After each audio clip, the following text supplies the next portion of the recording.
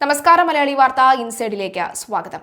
US നേവിയുടെ നിരീക്ഷണ drone ആയ MQ-4Z ട്രിഡൻ Hormuz കടലിടുക്കിന് മുകളിൽ വെച്ച് കാണാതെയായി. അമേരിക്കയുടെ കൈവശമുള്ള വില കൂടിയ ഡ്രോണുകളിലൊന്നാണ് ഇത്. ഫ്ലൈറ്റ് എമർജൻസി അലേർട്ട് പ്രഖ്യാപിച്ചതിന് തൊട്ടു പിന്നാലെയാണ് ഡ്രോൺ അപ്രത്യക്ഷമായത്.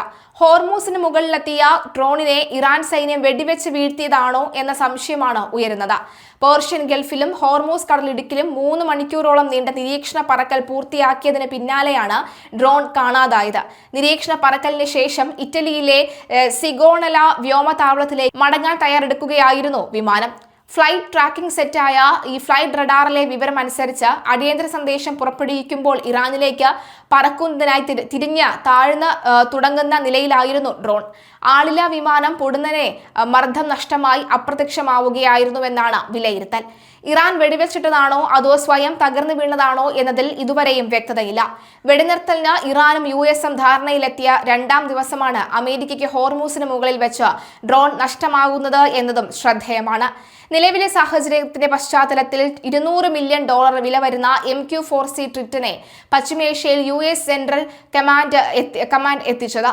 തന്ത്രപ്രധാന മേഖലകളിൽ മണിക്കൂറുകൾ നീളുന്ന നിരീക്ഷണം നടത്താൻ ട്രിറ്റന് സാധിക്കുമെന്നതാണ് പരമ്പരാഗത നിരീക്ഷണ ഡ്രോണുകളിൽ നിന്ന് ഇതിനെ വ്യത്യസ്തമാക്കുന്നത്. കടലിന് മുകളിലുള്ള കൃത്യമായ നിരീക്ഷണത്തിനും P-80A പോസിഡൻ പെട്രോൾ വിമാനങ്ങൾക്കുമാണ് ട്രിറ്റന്റെ സേവനം പ്രയോജനപ്പെടുത്തിയിരുന്നത്. 7400 നോട്ടിക്കൽ മൈൽ റേഞ്ചിൽ 24 മണിക്കൂറിലേറെ നേരം 5000 അടി ഉയരത്തിൽ നിരീക്ഷണം നടത്താൻ ട്രിറ്റൻ പര്യാപ്തമാണ്. 2025 കണക്ക് അനുസരിച്ച് 20 MQ-4Z ട്രിറ്റൻ ഡ്രോണുകളാണ് US സൈന്യത്തിന്റെ പക്കലുള്ളത്. 7 കൂടി വാങ്ങാനുള്ള തയ്യാറെടുപ്പിലായിരുന്നു US.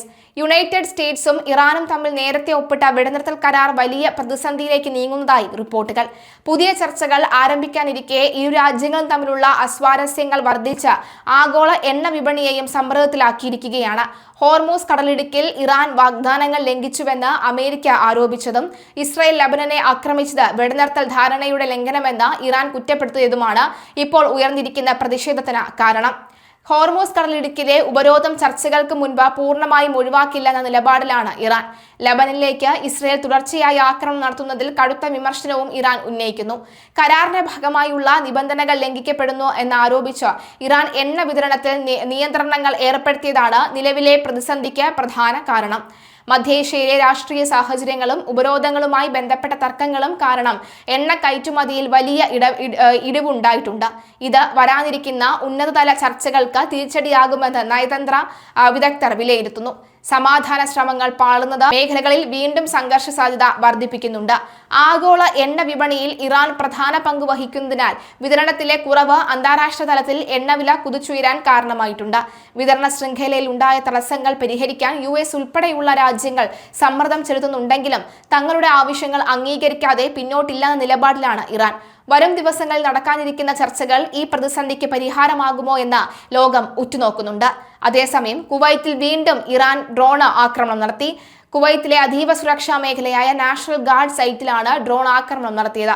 വ്യാഴാഴ്ചയുണ്ടായ ആക്രമണത്തിൽ താവളത്തിൽ നാശനഷ്ടങ്ങൾ സംഭവിച്ചതായി കുവൈത്ത് നാഷണൽ ഗാർഡ് വക്താവ് ബ്രിഗേഡിയർ ജനറൽ ജദാർ ഫാദർ സ്ഥിരീകരിച്ചു.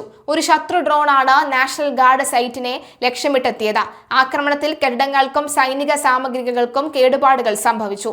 ആക്രമണ സമയത്ത് സൈനികർ സുരക്ഷിതരായിരുന്നതിനാൽ ആർക്കും പരിക്കോ ജീവഹാനിയോ സംഭവിച്ചിട്ടില്ല എന്നും വക്താവ് അറിയിച്ചു. സ്ഫോടനത്തിന് പിന്നാലെ എമർജൻസി ടീമുകൾ സ്ഥലത്തെത്തുകയും സ്ഥിതിഗതികൾ നിയന്ത്രണ വിധേയമാക്കുകയും ചെയ്തു. രാജ്യത്തിന്റെ സുപ്രധാന താൽപര്യങ്ങൾ സംരക്ഷിക്കുന്നതിനും ഏതുതരം ശത്രു നീക്കങ്ങളെയും നേരിടുന്നതിനും നാഷണൽ ഗാർഡ് സർവശക്തനാണ് എന്ന് ബ്രിഗേഡിയർ ജനറൽ ജദാൻ ഫാദർ പ്രസ്താവനയിൽ വ്യക്തമാക്കി. രാജ്യത്തിന്റെ സുരക്ഷയിൽ വിട്ടുവീഴ്ചയുണ്ടാകില്ല എന്നും അദ്ദേഹം കൂട്ടിച്ചേർത്തു.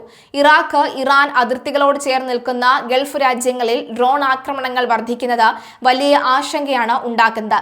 ഇസ്ലാമാബാദിലെ സമാധാന ചർച്ചകൾ പുരോഗമിക്കുന്നതിനിടയിലാണ് കുവൈത്തിന് നേരെ ഇത്തരമൊരു ആക്രമണം ഉണ്ടായതെന്ന് ശ്രദ്ധേയമാണ്.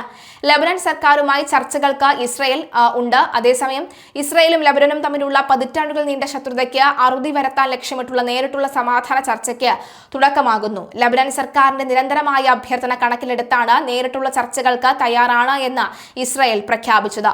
എന്നാൽ വെടിനിർത്തൽ പ്രഖ്യാപിക്കാതെയാണ് ഇസ്രായേൽ ചർച്ച പ്രഖ്യാപിച്ചത്. ലബനനിലെ കരുത്തരായ ഹിസ്ബുള്ള സായുധ സംഘടന നിരായുധീകരിക്കുക എന്നതിനാലാണ് ഇസ്രായേൽ ചർച്ചയിൽ മുൻഗണന നൽകുന്നത്. ഇരു രാജ്യങ്ങളും തമ്മിൽ സുസ്ഥിരമായ സമാധാന ബന്ധം സ്ഥാപിക്കുന്നതിനെ കുറിച്ചും ചർച്ചകൾ നടക്കും. ബെയ്റൂട്ടിനെ സൈനിക മുക്തമാക്കാനുള്ള ലെബനൻ പ്രധാനമന്ത്രിയുടെ ആഹ്വാനത്തെ നെതന്യാഹു സ്വാഗതം ചെയ്തു.